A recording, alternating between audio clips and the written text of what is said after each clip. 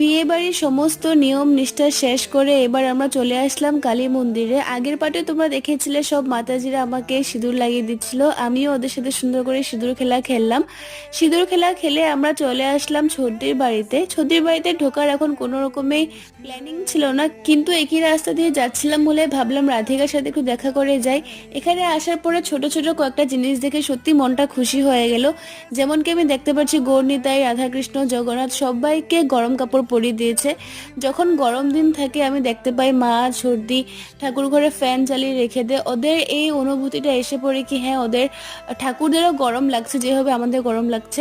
আর যেহেতু ঠান্ডা দিন ঢুকে গেছে ওদের এই সেম অনুভূতি এসে পড়েছে মনের মধ্যে যে আমাদের যেহেতু ঠান্ডা লাগছে তো ঠাকুরদেরও ঠান্ডা লাগছে। আমার মধ্যে এই অনুভূতি কবে যে আসবে তা আমি জানি না, কিন্তু এই ছোট ছোট জিনিসগুলো দেখে আমার খুব বেশি খুশি হয়ে যাই।